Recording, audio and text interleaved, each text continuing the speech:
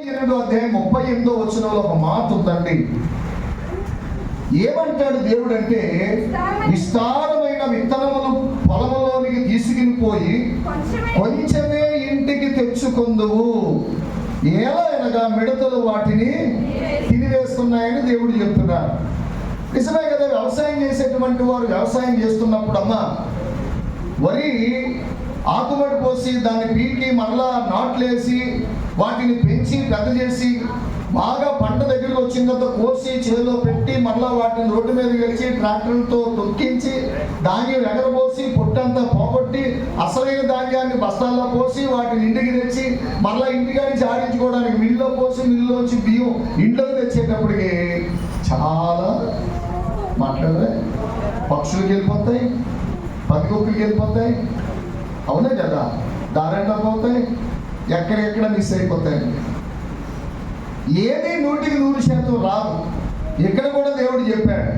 కొత్త నిబంధనలో ఏం చెప్పారు యేసు ప్రభు వారు? మార్కు రాసిన సువార్త 4వ అధ్యాయం 8వ వచనంలో చూస్తే,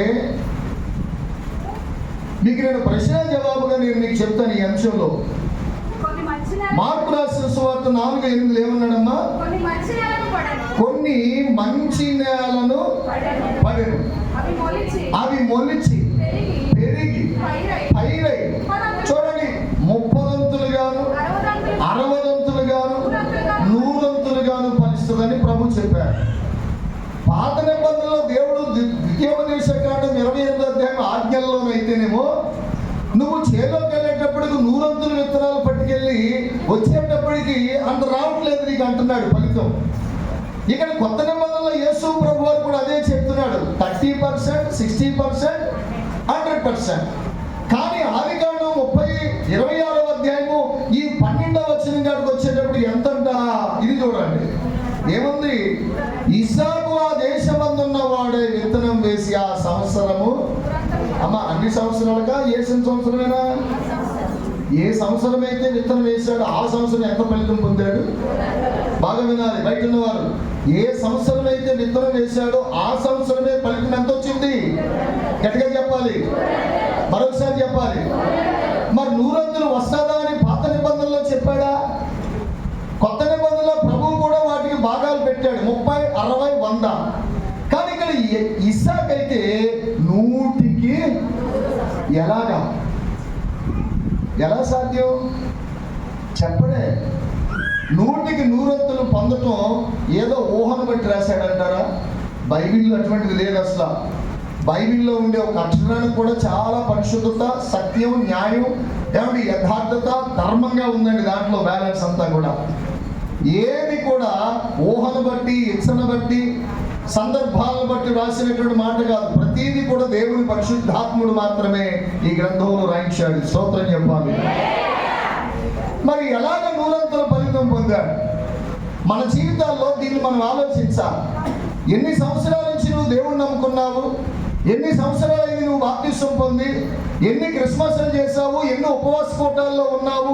ఎన్ని ఆదివారాల నుంచి వాక్యం వింటున్నావు? వచ్చినప్పుడల్లా మందిరానికి దేవాలయాన్ని దీవించు, అభివృద్ధి పొందించు అనే రీతిగా అనుకుని వెళ్ళిపోతున్నావు తప్ప ఏ సంవత్సరమైనా సరే 100 ఫలితం నువ్వు పొందావా? నీ పిల్లల్లో నువ్వు చూసావా? ఆలోచించండి. 100 ఫలితం రావటం అసాధ్యమా సాధ్యమా? చెప్పండి. సాధ్యమైంది ఇస్సాకు గారికి, మరి మనకెందుకు కాదు? చెప్పండి. ఇస్సాకు గారు కూడా ఒక మనుషుడే కదా. ఆయనకి భార్య ఉంది, ఆయనకి పిల్లలు ఉన్నారు. మనకి భార్య ఉంది, మనకి పిల్లలు ఉన్నారు. మనదే కుటుంబమే. ఆయన వ్యవసాయం చేస్తున్నాడు, ఆయన వ్యవసాయదారుడు. మనం వ్యవసాయాల్లాగానే రకరకాల వ్యాపారాలు, రకరకాల ఉద్యోగాలు చేస్తున్నాం. రకరకాల చేతి పని, కూలి పని చేస్తున్నాం. ఆయన చేతితో చేసేది పని, మన చేతితో చేసేది పని. మరి ఆయన చేతితో చేసిన దాన్ని 100 ఫలితం ఇచ్చిన దేవుడు నీ చేతితో చేసిన దానికి 100 ఫలితం రాదా? మాట్లాడరే. చెప్పండి. ఎందుకు రావట్లేదు? రావాలో వద్దా? ఇప్పుడు మనం ప్రార్థన చేస్తాం, నాయన నాకు క్షేమాభివృద్ధి, దేవునికి స్తోత్రం.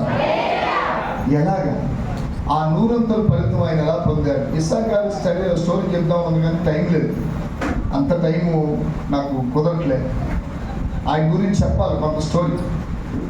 ఆయన ఎంత ప్రార్థనా పరుడో చిన్నప్పటి నుంచి ఎందుకంటే ఆయన ఫ్యామిలీ గొప్ప విశ్వాసంలోంచి వచ్చినటువంటి కుటుంబం అది. వివాహం కోసం ప్రార్థన చేశాడు ఇస్సాకు. మంచి అమ్మాయిని ఇచ్చాడు. వివాహం అయిన తర్వాత పిల్లలు లేకపోతే పిల్లల కోసమైనా ప్రార్థన చేశాడు. మంచి భార్యని ఇచ్చాడు. స్తోత్రం చెప్పాలి. ఈ రోజుల్లో ప్రార్థన చేస్తున్నారండి. పెళ్లి కోసం ప్రార్థన చేసేవాళ్ళు లేరు. సెప్టింగ్ అయిపోయింది ఎక్కువ. పిల్లల కోసం ప్రార్థన చేస్తాం లేదు. డబ్బు ఖర్చు పెట్టి పిల్లలను తీసుకునే రోజుల్లోకి వచ్చేసాం. అభివృద్ధి అనేటువంటిది మనుషుల నుండి తెచ్చేది ఏది కూడా శాశ్వతం కాదండి. అభివృద్ధి అనేది దేవుడి నుండి వచ్చేది మాత్రమే మన తరతరాలకు కూడా ఉంటుంది. సరే, ఇక్కడ ఎలాగ ఇతను 100 ఫలితం పొందాడనంటే చాలా క్లుప్తంగా నేను మీకు చెప్తాను. ఆ ఇస్సాకు జీవితంలో, ఆ ఇస్సాకు కుటుంబంలో 4 రకాలైనటువంటి అనుభవాలు ఉన్నాయి ప్రియులారా. ఆ 4 రకాలైన లక్షణాలు, మంచి లక్షణాలు దేవుని పక్షాన, ఆ 4 రకాల అనుభవాలు, లక్షణాలు ఆ క్రైస్తవ కుటుంబంలో ఉండటం వల్ల అతడు చేసిన ఏ పనైనా ఎక్కడైనా సరే 100 ఫలితాన్ని దేవుడు ఆయనకి బహుగా అనుగ్రహించాడు. మనం ఎంతకాలం నుంచి గుళ్ళో ఉన్నావు, ఎంతకాలమైంది నువ్వు ప్రభువుని నమ్ముకున్నా నాకు తెలియదు, కానీ ఇస్సాకు కుటుంబం 4 లక్షణాలు ఎలాగైతే కలిగి ఉన్నదో, ఈ ఉపవాస కూటాల ముగింపులో దేవుడికి చెప్పేది ఏంటంటే, ఇస్సాకు కుటుంబం కలిగిన 4 లక్షణాలు నువ్వు కూడా కలిగి ఉండి ఇస్సాకు పొందిన అభివృద్ధి నీ జీవితంలో కూడా ఇస్తానని దేవుడు చెప్తున్నాడు. ఆమేన్. ఏంటి ఆ 4 లక్షణాలు, 4 కారణాలు అభివృద్ధికి? మొట్టమొదటి కారణం ఏమిటంటే, ఇస్సాకు దేవుడు ఉండమన్న చోట అతను ఉన్నాడు. బైబిల్ గ్రంథంలో చూపిస్తాను. 26వ అధ్యాయం ఆదికాండములో మీరు పరిశీలన చేసినప్పుడు ప్రియులారా, ఆదికాండము 26వ అధ్యాయం మొదటి నుంచి మనం చూసినప్పుడు, అబ్రహాము దినములలో వచ్చిన మొదటి కరువు గాక మరి ఒక కరువు ఆ దేశములో వచ్చాను. అప్పుడు ఇస్సాకు గెరారులో ఉన్న ఫిలిష్తీయుల రాజైన అబీమెలెకునొద్దకు వెళ్ళాడు. అక్కడ యెహోవా అతనికి ప్రత్యక్షమై, నీవు ఐగుప్తులోనికి వెళ్ళక నేను నీతో చెప్పు దేశమందు నివసించుము, ఈ దేశమందు పరవాసివై ఉండుము. దేవునికి మహిమ కలుగును గాక. మొట్టమొదటిగా ఇస్సాకు జీవితంలో తన చేసే ప్రతి పనిలోనైనా, ఉద్యోగంలోనైనా, వ్యాపారంలోనైనా, జీవితంలో ఏం చేశాడో దాంట్లో 100% ఫలితం పొందటానికి గల కారణాల్లో మొట్టమొదటి కారణం ఏంటంటే, దేవుడు ఉండమన్న చోట ఆయన ఉన్నాడు. ఎక్కడున్నాడు? ఎక్కడుండమన్నాడు? అసలు జరిగింది ఏంటంటే, ఇస్సాకు జీవించేటువంటి ఆ రోజుల్లో ఆ దేశంలో బహుకరువు వచ్చిందంటండి. తన తండ్రి అయినటువంటి అబ్రాహాము కాలంలో వచ్చిన కరువు కూడా వచ్చింది. ఏమండి, కరువులు రాకుండా ఉంటాయండి? కరువులు వచ్చినంత మాత్రాన ఊళ్ళో వదిలిపెట్టి వెళ్ళిపోతారా? మాట్లాడరేమండి. భార్య భర్తలు ఏదో చిన్న మాట అనుకున్నంత మాత్రాన భర్తను వదిలేసి వెళ్ళిపోవచ్చా? మాట్లాడుతుంది ఎవరు కూడా. సంఘంలో కూడా ఏదన్నా చిన్న మాట అనుకుంటే సంఘం వదిలేసి వెళ్ళిపోవచ్చా? ఈ గుడి ఏంటి మాకు, ఈ పాస్టర్ గారు ఏంటి మాకు బోళ్ళని గుళ్ళు ఉన్నా, బోళ్ళంత మన పాస్టర్లు ఉన్నారనుకునే వాళ్ళు ఉన్నారు. అవునా కదా? కానీ మీలో అలా ఉండలేదు. మీరు మంచి వాళ్ళు అని నాకు తెలిసి చెప్పారు అయ్యారు. స్తోత్రం చెప్పాలి. పిల్లలు ఇక్కడ చూస్తే మీరు ఆలోచించండి, ఇస్సాకు ఎక్కడున్నాడో అసలు ఏమైందనంటే, వాళ్ళు జీవించిన రోజుల్లో బహుభయంకరమైన కరువు వచ్చినప్పుడు ఇస్సాకు గారు అనుకున్నాడంట, మనం ఇక్కడ వద్దు ఈ కరువులో, ఐగుప్తుకి వెళ్ళిపోదామని అనుకుని ఐగుప్తుకు ప్రయాణం చేస్తూ వెళుతున్నప్పుడు మార్గ మధ్యలో దేవుడు ప్రత్యక్షమయ్యాడు. ఎవరికి? ఇస్సాకు గారికి. ఇస్సాకు గారికి ప్రత్యక్షమై అంటున్నాడు, ఇదిగో నీవు ఐగుప్తులోనికి వెళ్ళొద్దు. 2వ వచనంలో ఉంది ఆ మాట. ఎక్కడికి వెళ్ళొద్దు అన్నాడు? నీవు ఐగుప్తులోనికి వెళ్ళిపోవాలనుకుంటున్నావు. నీ మనసు నాకు అర్థమైంది. ప్రస్తుతం ఉన్నటువంటి పరిస్థితులను బట్టి నువ్వు ఇక్కడ ఉండకూడదు అనుకుంటున్నావు, కానీ నువ్వు అక్కడికి వెళ్ళాలనుకుంటున్నావు. అక్కడికి వెళ్ళొద్దు నాయనా. నీ కంటికి కనిపించే బాగానే ఉంటాయి. దూరపు కొండలు ఎలా ఉంటాయి చెప్పండి అమ్మా, చెప్పండి అమ్మా. చాలా బాగుంటుంది. దూరాన్ని చూస్తే అనిపిస్తుంది, అబ్బా ఎంత అందంగా ఆ కొండ మీద ఎక్కితే భలే ఉంటుంది కదా అనిపిస్తుంది. కానీ అంతకి దారే మాట్లాడు. వెళ్ళడానికి దారి ఉంటుందా? దారి ఉండదు అసలు. ఎంత భయంకరంగా ఉంటుందో దగ్గర నుంచి చూస్తే. చాలా మందికి దూరపు కొండలు నిరుపడినట్టుగా ఏమండి, వాళ్ళ కళ్ళకి ఏదో ప్రశాంతంగా ఉంది, బాగుంది, మేలుకరంగా ఉందనుకుని ఎక్కడికో ప్రయాణం చేస్తుంటారండి చాలా మంది. ఇస్సాకు లాగా మీరు అలా వెళ్ళకూడదు. మీ కళ్ళకు కనిపించింది కదా, నచ్చింది కదా అని చెప్పేసి, లేకపోతే ఎవరో చెప్పారు అక్కడ బాగా ఆహారం ఉంది, అక్కడ బాగా అన్నీ ఉన్నాయని చెప్పేసి చెప్పినట్టుకున్నారేమో. అలా వెళ్ళకూడదు. ఇస్సాకు, నువ్వు ఐగుప్తుకి వెళ్ళిపోవాలనుకుంటున్నావు కదా, అక్కడ ఏముందో నీకు తెలుసా? దయచేసి నా మాట విను.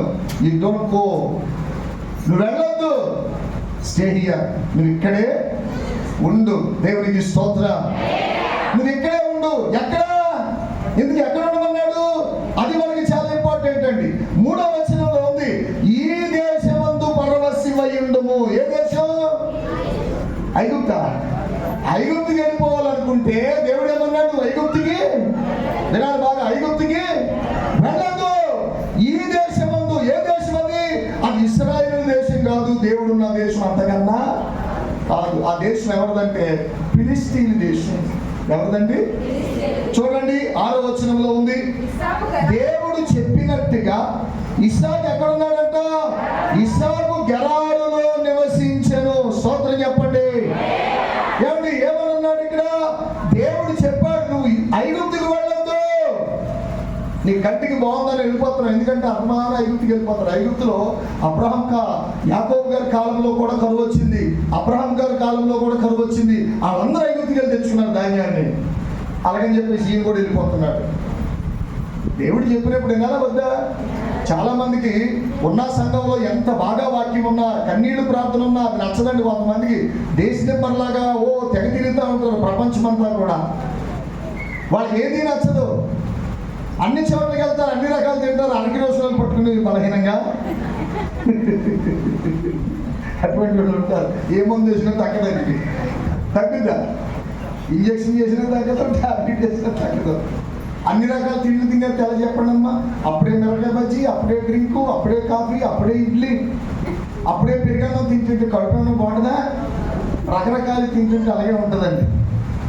బైబిల్లో కూడా చెప్తాడండి, చాలా చక్కని మాటలు ఉన్నాయి. ఒక మాట నేను మీకు చెప్పాలి. ఫిలిప్పీలకు రాసిన పత్రికలో పౌలు ఈ సందర్భాన్ని బట్టే కాబట్టి వాళ్ళకి చెప్తాడు. ఫిలిప్పీ సంఘానికి పౌలు చాలా బాగా చెప్తాడు. ఎందుకంటే బైబిల్లో ఉంది.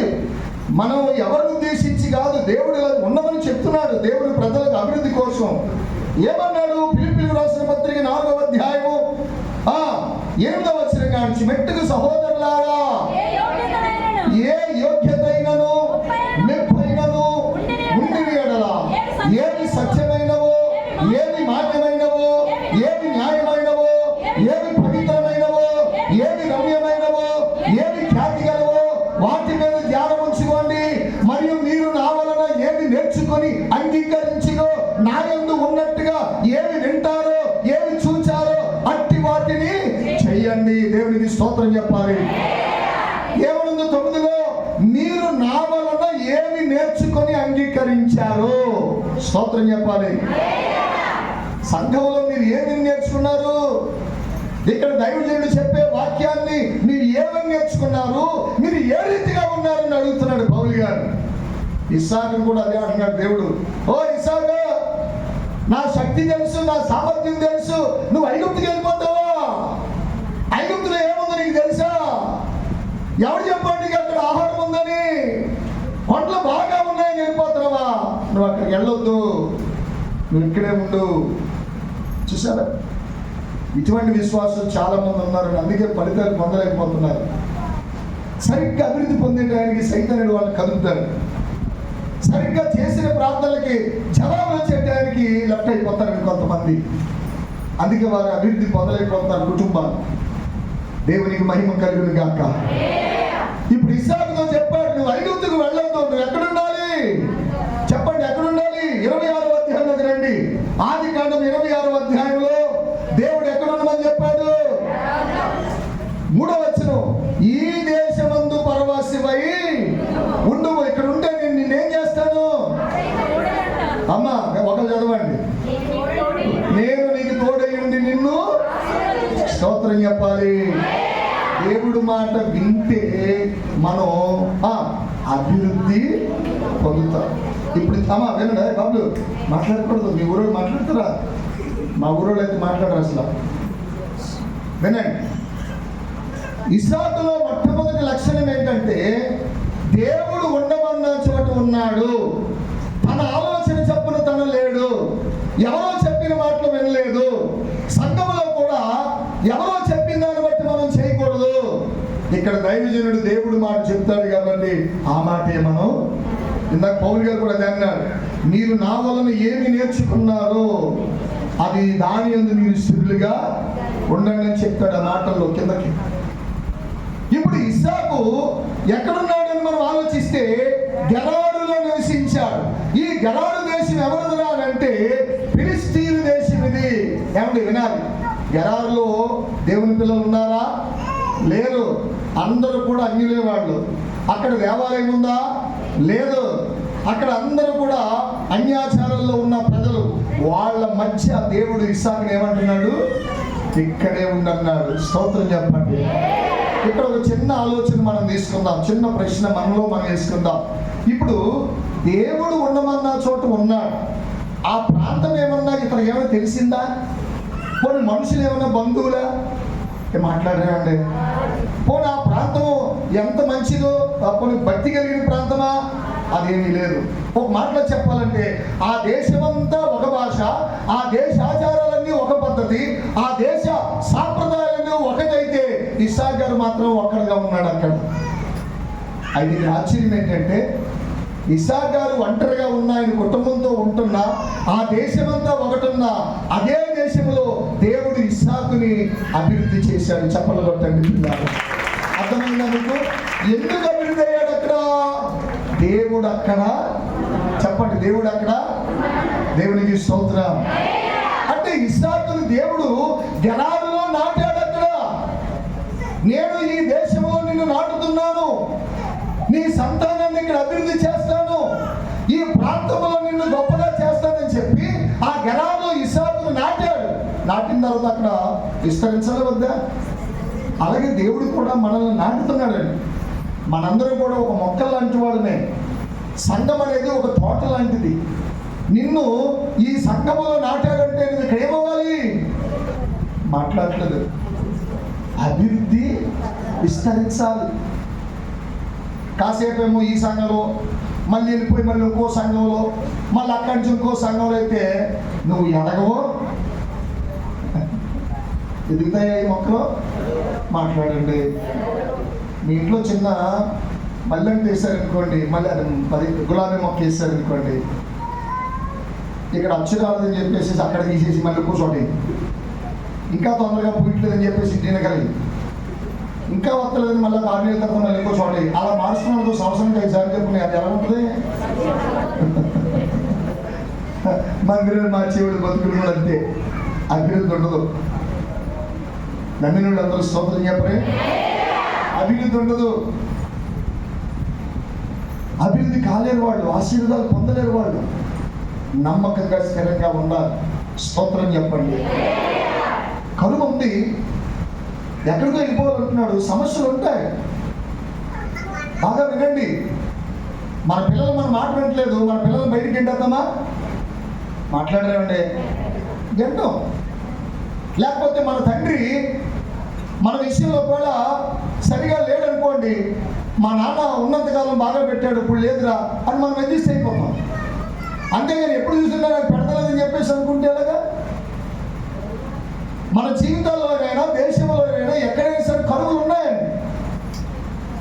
4 రోజుల్లో 3 రోజుల నుంచి ఇంకో తుఫాన్ వచ్చింది, ఎంతో కరువు రావచ్చు, ఇంకా కొన్ని ప్రాంతాలు పంటలు పోవచ్చు. అయినా మనుషులు ధైర్యం చేసుకుని ముందుకెళ్ళిపోతున్నారు. దేవుని నమ్మిన నీవు ఇంకా ధైర్యం చేసుకుని దేవునిలో నిలకడగా ఉండాలి. స్తోత్రం చెప్పండి. మొదటి మాట ఏంటంటే ఇస్సాకు దేవుడు ఉండమన్న చోట. ఇక్కడ ఇంకో ప్రశ్న వేసుకోవచ్చు మనం. ఇంతకీ అన్యుల ప్రాంతంలో ఉన్నాడు ఆయన. ఎవరి ప్రాంతంలో ఉన్నాడు? అన్యుల ప్రాంతంలో, దేవుడిని ఎరిగిన ప్రాంతంలో. అక్కడ ఉండి ఎలా ఫలించాడు అనేది కూడా మనకు ఆలోచన రావాలి. ఉదాహరణకి సొంతలు లేని వాళ్ళు అద్దెలలో దిగుతారండి. కొంతమంది సంవత్సరంలో ఇల్లు మారిపోతారండి. మరికొంతమంది అయితే విచిత్రంగా 6 నెలలకు ఇల్లు మారిపోతారు. ఎందుకు మారుతారు అంటే వాళ్ళు వాస్తవ విశ్వాసిగా ఉండరు, వాస్తు విశ్వాసిగా ఉంటారు వాళ్ళు. మీకు అర్థమైందా? ఏ విశ్వాసిగా ఉంటారు? వాస్తు విశ్వాసిగా ఉంటారు తప్ప వాస్తవ విశ్వాసిగా. దేవుడికి కావాల్సింది వాస్తవమైన భక్తి. కొంతమంది క్రైస్తవులైంది కూడా మాకు ఇల్లు వచ్చి రాలేదు, మాకు ఈ పొలం వచ్చి రాలేదు, లేకపోతే మాకు ఈ ఉద్యోగం కలిసి రాలేదు, ఈ గుమ్మాలు బాగోలేదు అని చెప్పేసి రకరకాలుగా తిరుగుతూ ఉంటారు. కానీ ఇస్సాకు అన్ని కలిసి ఉన్న దాంట్లో లేడు. దేవుడు ఉండమన్నాడు కాబట్టి అది పనికిరాని భూమిలో కూడా ఆయన నిలబడే దేవుడికి స్తోత్రం. ఉన్నాడు కాబట్టి ఇస్సాకుతో దేవుడు కూడా అక్కడే ఉన్నాడు. ఇలా చెప్తే చాలా ఉంటారు ఇందులో బాగా. మీరు ఆలోచించండి, దేవుని నమ్మిన పిల్లలు మనం ఎందుకు విస్తరించలేకపోతున్నామంటే మన జీవితాల్లో వాస్తవ విశ్వాసం ఉండాలి. చాలా మంది క్రైస్తవులు కూడా వాస్తులు పాటించే వాళ్ళు ఉన్నారు. బాగా ఆలోచించండి. చక్కగా మందిరానికి దగ్గరగా ఉన్న ఇంట్లో అయితే బాగా వచ్చేస్తారు. అక్కడ కొంచెం ఆ ఇల్లు బాగా కలిసి అనుకోండి, వాళ్ళు ఎంత దగ్గరగా ఉన్నా ఎలా కూడా దూరం వెళ్ళిపోవడానికి దూరం అయిపోయిందని చెప్పేసి ఇంకో చర్చకి వెళ్ళిపోతారు. అంటే వీళ్ళు వాస్తవ విశ్వాసులుగానే ఉంటారంటే మన కొరకు ప్రార్థన చేసి మనల్ని వెంటాడుతూ బాధ్యతగా భారంగా ప్రార్థన చేసి కన్నీళ్లతో ప్రార్థన చేసే సంఘంలో మనం నిలబడితే అక్కడే దేవుడు మనల్ని గొప్పగా ఫలింప చేస్తాడు. దేవుడికి స్తోత్రం. ఇస్సాకుని ఏమన్నాడు దేవుడు, నువ్వు ఇక్కడ చెప్పండి, నువ్వు ఇక్కడే ఉండు. నువ్వు ఎక్కడ ఉండాలి? నేనున్నమన్న చోటే ఇక్కడే నిలకడగా ఉండు. అలా ఉండటం వల్ల ఇస్సాకు ఫలించడానికి గల కారణం బైబిల్ గ్రంథంలో ఇస్సాకు ఒక్కడే కాదండి. బైబిల్లో ఒక పొరుగు దేశాల నుంచి వచ్చారు ఇద్దరు సామాన్యమైన ఆడోళ్ళు. ఆ ఆడవాళ్ళ ఇద్దరి గురించి ఒక రిఫరెన్స్ నేను చెప్పాలనుకున్నాను. చూడండి, రూతు గ్రంథం 2వ అధ్యాయం 8వ వచనంలో పరిశీలిస్తే ఒక మంచి మాట ఉంది ప్రియులారా. ఏమన్నాడు? నా కుమారి నా మాట వినుము. చూడండి రూతు అనేటువంటి ఒక మోయాబురాలతో అంటున్నాడు బోయాజు అనే ఇశ్రాయేలీయుడు. ఏమన్నాడంటే, నా మాట విను. మొదటిగా నీవు వేరొక పొలంలో ఏరుకోవడానికి వెళ్ళొద్దు, దీనిని అసలు విడిచిపోవద్దు, ఈ పొలంలోనే ఉండు. దేవునికి స్తోత్రం. నీవు ఏ పొలంలో ముందు అడిగెట్టావో ఆ పొలాన్ని విడిచి నువ్వు వెళ్ళవే. మాట్లాడండి అమ్మా, ఏ పొలంలో అయితే అడిగి పెట్టావో ఆ పొలం విడిచి నువ్వు చెప్పండి అమ్మా అన్నాడు లేదా? దీనిని విడిచిపోవద్దు, ఇచ్చట నా పనికత్తల యొక్క నిలకడగా. ఎలా ఉండాలంట అండి? చెప్పండి, ఎలా ఉండాలి? ఎక్కడ? ఈ పొలంలోనే నీవు నిలకడగా ఉండాలి. అర్థమైందా? పొలం అంటే సంఘం. దేవునికి స్తోత్రం. బాగా వినాలమ్మా, సౌండ్ సిస్టమ్ బాగా వింటాం. అలాగా ఓకే, వినండి. ఏమనుందంటే ఇక్కడ, ఇదిగో నీవు ఈ పొలంలో అడుగు పెట్టావు కాబట్టి ఈ పొలంలో నేను విడిచిపెట్టద్దు, ఈ పొలంలో నేను నిలకడగా ఉండాలి. వద్దా? బోయాజు అన్నాడా లేదా? ఎవరితో? పొరుగు దేశానికి వచ్చింది, ఈ పొలంలో అడిగెట్టింది. నువ్వు ఇక్కడే ఉండు, నువ్వు విడిచిపెట్టొద్దు, ఇక్కడ నిలకడగా ఉండు. అలా ఉండటం వల్ల ఆమె ఏం ఫలితం వచ్చింది? ఇంకొక రిఫరెన్స్ నేను నీకు చూపిస్తా.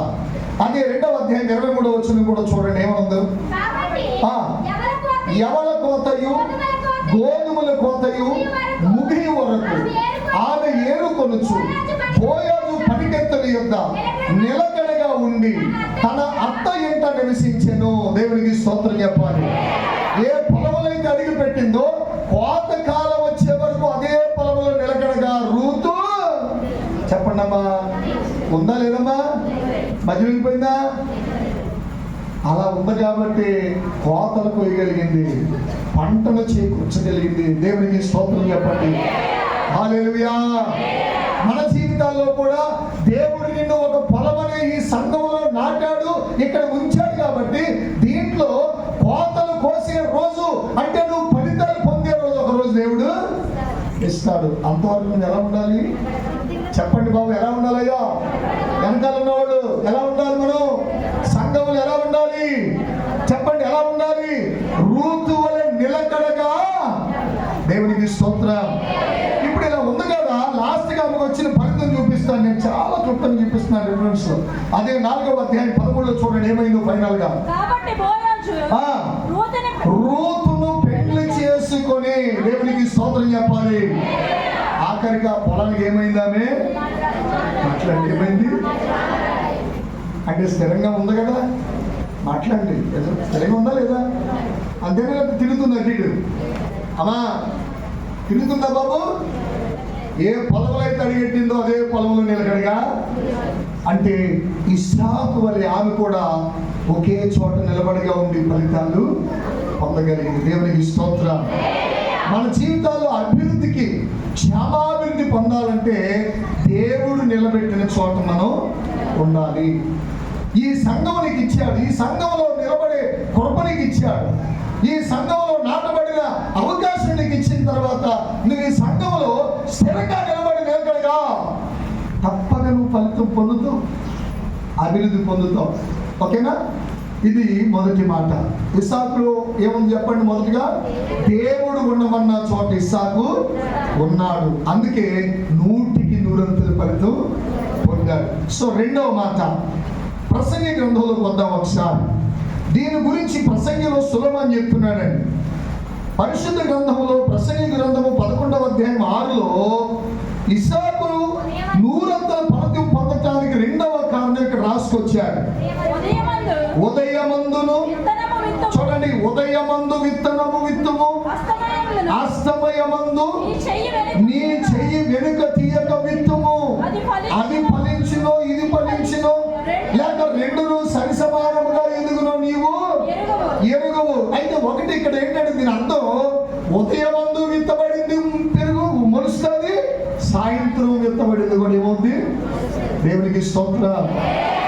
అంటే అది ఎదిగింది ఇది ఎదిగింది కదా, రెండు ఎదుగుతాయి. అయితే రెండు ఎదగాలంటే ఎప్పుడెప్పుడు విత్తాడు ఇస్సాకు? మాట్లాడండి. ఇప్పుడు ఒక్కసారి రండి, ఆదికాండము 26:12లోకి ఏముంది అక్కడ? ఆ ఇస్సాకు ఆ దేశమందున్న వాడై విత్తనము వేసి, అంటే ఆ దేశంలో దేవుడు ఉండమన్న ఆ ప్రాంతంలో ఉండి అక్కడ విత్తనం వేశాడు. ఎలా వేశాడు? ఎప్పుడు వేశాడు చెప్పండి? ఉదయమందు విత్తుతున్నాడు, సాయంత్రం కూడా. గట్టిగా స్తోత్రం చెప్పండి. ఉదయము విత్తాడు, సాయంత్రం విత్తాడు. కొంతమంది అయితే కాబట్టి వారానికి 7 రోజుల్లో 2 రోజులు పనికి వెళ్ళి 5 రోజులు పోకునే వాళ్ళు ఉంటారు. 2 రోజులు తెచ్చాం కదా ఇంక ఎలా అవసరం లేదు సరిపోద్ది అనుకునే వాళ్ళు ఉన్నారు. అవునా లేదా? వాళ్ళు ఏమంటారు తెలుసా? బైబిల్ సోమరోళ్ళు అంటారు. ఏమంటారండి? సోమరి. బాగా వినండి అమ్మా, నీవు విస్తరించబడటానికి దేవుడు నమ్ముకుంటే నువ్వు అభివృద్ధి అయిపోతావు కాదు. అక్కడ దేవుడిని నమ్ముకుని వాక్యానుసారంగా దేవుడు మాట చొప్పున నువ్వు జీవిస్తూ దేవుడు నడవమన్నట్టుగా చేయమన్నట్టుగా నువ్వు చెయ్యి. నీకు ఒక ఉద్యోగం ఇచ్చాడనుకో, దాన్ని కొనసాగించు. యజమానుడు నీ మీద కోపపడిన తర్వాత నువ్వు ఉద్యోగాన్ని మానేసే వరకు నువ్వు అభివృద్ధి పొందలేవు. ప్రసంగిలో అంటాడు అన్నమాట. వ్యాపారం ఇచ్చాడనుకో దేవుడు, ఆ వ్యాపారంలో జాగ్రత్తగా ముందుకెళ్ళు, దేవుడి సన్నిధిలో నమ్మకంగా. అభివృద్ధి పొందాలంటే ఇస్సాకు అన్నింటిలో కూడా కరెక్ట్గా ఉన్నాడండి. అభివృద్ధి పొందాలన్నా దేవుడు ఒక మాట అన్నాడు, నేను మీ కష్టార్జితాన్ని, మీ వ్యాపారాన్ని, మీ యొక్క ప్రతిదాన్ని ఆశీర్వదించాలంటే నీ రాబడి అంతటిలో ఏంటది అమ్మ? ఎన్నో భాగం నీ రాబడి అన్నాడా లేదా? బైబిల్లో ఉందా? సామెతలు 3వ అధ్యాయం అనుకుంటా, గుర్తొస్తుంది చూడండి. రాబడి ఉందా లేదా అక్కడ మనకు కావాల్సింది? అది అమ్మా సామెతలు 8వ అధ్యాయం 3వ అధ్యాయం, ఎస్ 3వ అధ్యాయం 9లో ఏముంది? ఎంత ఉందమ్మా? ఎంత ఉంది? నీ రాబడి అంతటిలో ప్రథమ ఫలము. రాబడి అంతట్లో. ఇంకా ముందుకెళ్తే 10వ భాగం అంటాడు. అమ్మ వద్దు, టైం అవుతుంది. రాబడి అంటే మనకు వచ్చే దాంట్లో 10వ వంతు మొదటిది దేవుడిదే. దేవునికి స్తోత్రం. ఒక్కసారి స్తోత్రం చెప్పండి. ఎన్నో వంతు అంటే దేవుడిది. కొంతమంది అంటారు 10వ వంతు ఇవ్వవసరం లేదని అంటారు కొందరు. ఎక్కడన్నాడు దేవుడు ఇవ్వద్దని? చెప్పండి పోనీ. ఇమ్మన్న మాటలో లక్షలు ఉన్నాయండి బైబిల్లో. ఇవ్వద్దన్న మాట ఎక్కడన్నా ఉందా? వచ్చి చెప్పండి. కొంతమంది అంటారు తెలిసి తెలియని కొంతమంది బోధకులు అసలు ఏమీ తెలియదు, ఒక్కసారి కూడా బైబిల్ చదువుతున్నాడు, ఆయన పాస్టర్ అయిపోతాడు. ఈ రోజుల్లో సంఘంలో వచ్చి 4 మాటలు రెండు మాటలు నేర్చుకున్నదంతా పాస్టర్ అయిపోతున్నారు చాలామంది. జాగ్రత్త, శిక్ష పొందుతారు. వాళ్ళు పొందుతారు, వాళ్ళని వెంబడించే వాళ్ళు కూడా తప్పక శిక్ష పొందుతారని బైబిల్లో ఉంది. ఈసారి నన్ను పిలవని చెప్తానండి ఎవరు? దేవునికి స్తోత్రం చెప్తాం. బాగా వినండి ప్రియులారా. ఎక్కడుంది? కొత్త నిబంధనలో యేసు ప్రభువు వారే చెప్పాడు 10వ భాగం తప్పనిసరిగా నీవు ఇవ్వాలి. మత్తయి సువార్తలో అంటాడు 23వ అధ్యాయంలో, ఆది సంఘంలో 3000 మంది పేతురు గారు వాక్యం ద్వారా పొడవబడి వాళ్ళందరూ తమ చర స్థిరాస్తులు అమ్మి అపోస్తుల పాదాల దగ్గర పెట్టారు. చేశారు లేదా? అంతకన్నా గొప్ప కార్యాలు చేశారు. అభివృద్ధి పొందటానికి అదొక సూచన. ఇస్సాకు అది కూడా చేశాడు. నేను చెప్పడానికి రెండవ మాట ఏంటంటే, ఉదయమందు విత్తాడు, చెప్పండి, సాయంత్రం విత్తాడు. అంటే ఇస్సాకు 100% ఫలితం పొందటానికి ఉదయము సాయంత్రము ఆయన పని చేశాడు. స్తోత్రం. ఏ పని? ఇప్పుడు 2 విషయాలకు వస్తాం. ఇప్పుడు దేవుని సంఘం అనుకోండి, సంఘం ఏం చేయాలి? ఉదయము సాయంత్రం కూడా ప్రార్థన. కుటుంబాలు కూడా అంతే. ఎంతమంది తెల్లవారుజామున ప్రార్థన చేసుకుంటున్నారండి? కుటుంబారాధన ఉందా మన కుటుంబాల్లో? మాట్లాడలేదు ఎవరు అంటే అందరూ చేస్తున్నారని నాకు అర్థమైపోతుంది. తెల్లవారుజామున కుటుంబాలు ఎన్ని ప్రార్థన చేస్తున్నాయి? 5 గంటలకు లేచి చాపేసుకుని భార్య, భర్త, పిల్లలు అందరూ కలిసి ఓ పాట పాడుకుని ఒక అధ్యాయం చదివి మోకాళ్ళు వేసి గ్రామం కోసం, దేశం కోసం, ఇంటి కోసం, పిల్లల కోసం, సంఘాల కోసం, దైవజనుల కోసం ప్రార్థన చేసే కుటుంబం కావాలంటే అలా చేయగలిగినప్పుడే వాళ్ళు ఏమవుతారు? క్షేమము ప్లస్ దేవునికి స్తోత్రం. ఇస్సాకు చేసిన పని అదే, దాని అర్థం. ఉదయము సాయంత్రం విత్తాడంట. అంటే ఉదయము సాయంత్రము కన్నీటితో అయినా ప్రార్థన చేసి ఉండొచ్చు. ఉదయము సాయంత్రము భారముతో దేవుని పని చేసి ఉండొచ్చు. ఉదయము సాయంత్రము దేవుని సన్నిధిలో గడిపొండొచ్చు. విత్తనం వేయటం అంటే అదే దాని అర్థం. బైబిల్ అంటాడు, కన్నీళ్లతో విత్తువాడు సంతోషంతో పంట కోస్తాడు. అంటే ఇస్సాకు గారు ఎంత భారంగా, ఎంత బాధ్యతగా ఆయన పనులు చేసుకెళ్ళాడో, అది ఉద్యోగమైన, వ్యవసాయమైన అన్నీ కూడా దేవుని ఎదుటే కొనసాగించాడు. పిల్లరా, దేవునికి స్తోత్రం. అందుకే ఆయన ఏమైనాడు? రెండవదిగా టైం అవుతుంది. రెండవది ఏమైంది? 100% ఫలితాన్ని చెప్పండి. మొదటిది, దేవుడు ఉండమన్న చోట ఆయన ఉన్నాడు. రెండవదిగా ఎప్పుడు విత్తాడు?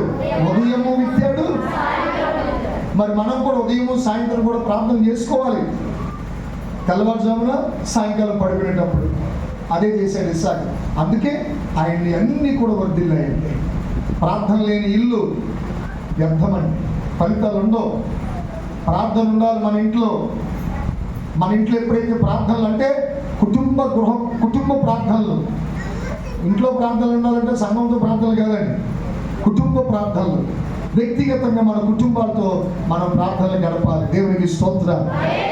మూడవదిగా ఇస్సాకు గారు 3వ లక్షణం ఉంది. లేవియాకాండం 19వ అధ్యాయంలోకి వద్దాం. అక్కడ చేశాడు ఆయన. ఏం పని చేశాడు? లేవియాకాండము 19వ అధ్యాయము 19వ వచనంలో ఏముందో తెలుసా? దయచేసి చూడమ్మా. మీరు నా కట్టడలను ఆచరింపవలను, నీ జంతువులను, ఇతర జాతి జంతువులను కనియనీయకూడదు. ఇది అసలైన మాట. నీ పొలములో వేరు జాతుల విత్తనములు చల్లకూడదు. స్తోత్రం చెప్పాలి. ఇస్సాకు విత్తిన విత్తనాల్లో ఒకే రకం విత్తనం విత్తాడా, అన్ని రకాలు కలిపాడా? నేను చెప్పే ప్రసంగం అండి 2.5 గంటలు చెప్పొచ్చాడు. దీనికి సభ వేసి ఉంటాయి, ఆడని ఏళ్ళకి అప్లై చేయొచ్చు. నీకు భోజనాలు ఉన్నాయి కాబట్టి నేను త్వరగా ముగించాలనుకుంటున్నాను. డైరెక్ట్గా ముఖ్యమైన విషయాలు చెప్తున్నాను. అర్థమవుతుందా? ఇస్సాకు గారు 3వదిగా ఆయన విత్తిన విత్తనాల్లో, ఆయన పొలంలో ఏ రకం విత్తనం విత్తాడు చెప్పాలి. ఏ రకం ఉంది ఇక్కడ? ఏమనుంది? 19:19లో వేరు జాతుల విత్తనములు చల్లనే. అంటే ఇస్సాకు అభివృద్ధి పొందటానికి గల కారణం ఏమిటంటే, 100% ఫలితం పొందటానికి గల కారణం ఏమిటంటే ఒక రకమైన విత్తనాన్నే. అది మంచి వర్తమానం చెప్పొచ్చు. ఒకే రకమైన విత్తనం. ఇందాక పౌలు గారు చెప్పారు ఫిలిప్పీ సంఘంలో, అవునా? ఒక రకమైన విత్తనమే. మన జీవితాల్లో ఒకటే విశ్వాసం, ఒక్కడే దేవుడు, ఒక్కటే సంఘం. దేవునికి స్తోత్రం. అవునా కదా? ఒక్కటే బాప్తిస్మం. అవునా? ఎఫెసీ పత్రికలు అంటాడు ఒక్కటే బాప్తిస్మం, ఒక్కడే దేవుడు, ఒక్కటే సంఘం, ఒకటే విశ్వాసం. ఇవన్నీ ఇంకా చాలా ఉంటాయి. ఇస్సాకు గారు విత్తిన విత్తనాల్లో ఒక రకమైన విత్తనమే. అమ్మ, నవధాన్యాలన్నీ కలిపేసి ఒక ఎకరం భూమిలో విత్తితే ఎలా ఉంటుంది? మాట్లాడట్లేదు ఎవరు. అన్ని రకాల ధాన్యాలు కలిపేసి చల్లేసామనుకోండి, అవి కోస్తాకు బాగుంటుందా? చెప్పండి, బాగోదు. అందుకనే వరైన విత్తు, గోధుమైన విత్తు. ఇస్సాకు గారు చెప్తున్నాడు, ఆయన ఒకే రకమైన విత్తనం అంటే ఏంటి తెలుసా అమ్మా? ఒకే రకమైనటువంటి దేవుడు, ఒకే రకమైన నమ్మకం, ఒకే రకమైన విశ్వాసం, ఒకే రకమైనటువంటి సంఘం కూడా, ఒకే రకమైనటువంటి వాక్యం, ఒకే పద్ధతిలో ఉన్నటువంటి జీవితాన్ని ఆయన వ్యవసాయంలో ఉపయోగించాడు. ఒకే రకమైన విధానంగా ఆయన ముందుకు వెళ్ళటం వల్ల ఆయనకు 100 ఫలితం రావడానికి అవకాశం వచ్చింది. దేవునికి స్తోత్రం. సో 4వదిగా ఇంకొక మాట నేను చెప్పి ముగిస్తాను, టైం అవుతుంది కాబట్టి. పరిశుద్ధ గ్రంథంలో యెషయా గ్రంథము 32వ అధ్యాయంలో వద్దాం. యెషయా గ్రంథము 32వ అధ్యాయము చూడండి, 20వ వచనం. చూడండి 20లో సమస్త జలముల యొద్దను విత్తనములు చల్లుచు, ఎద్దులను గాడిదలను తిరగనిచ్చు మీరు ధన్యులు. స్తోత్రం చెప్పాలి. 4వదిగా జలములు ఉన్న చోట ఆయన విత్తాడండి. ఆమె చెప్పరే, ఎక్కడ విత్తాడండి? అంటే నీరు ఉన్న చోట. అర్థమవుతుందా? నీళ్లు ఉన్న చోట తన జీవితాన్ని, తన యొక్క ఆత్మీయ జీవితాన్ని విత్తినట్టు లెక్క. అంటే ఏంటి?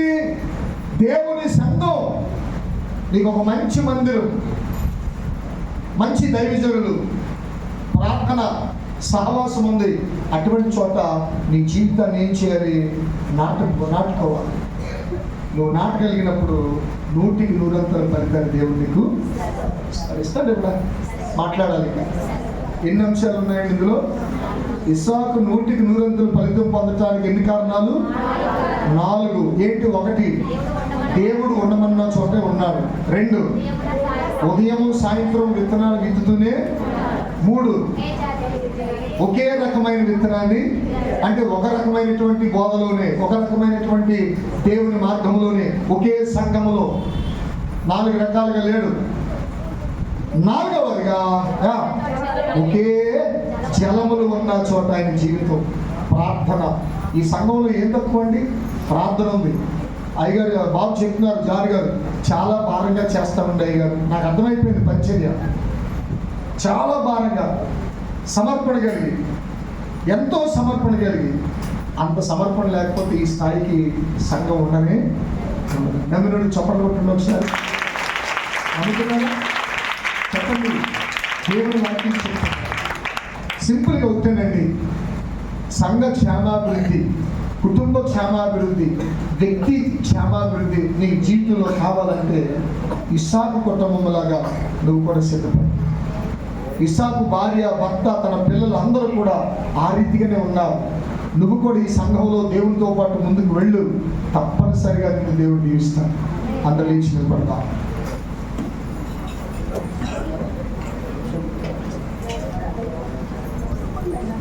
స్తోత్రం నాయన. లేచి నిలబడి ప్రభువా నీకు వందనాలు చెల్లిస్తున్నా.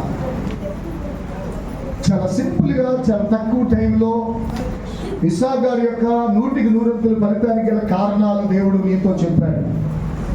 ఈ విధమైనటువంటి ఆత్మీయ అనుభవం నీలో ఉంటే కనుక ఇస్సాకు ఎలాగైతే 100% ఫలితాన్ని పొందుకున్నాడో నీవు కూడా పొందడానికి అవకాశం ఉంది. నీవు కూడా అవకాశం ఉందమ్మా. దయచేసి మీరు మౌనంగా ఉండవద్దు, నోటితో ప్రార్థన చేయి. ప్రభువా నన్ను కూడా అలా చేయనాయన, నాలో ఏమైనా లోపాలు ఉంటే క్షమించండి. నిజమే, నాలో స్థిరత్వం లేదేమో, నాలో స్థిరత్వం లేదేమో ప్రభువా, నన్ను క్షమించండి నాయన.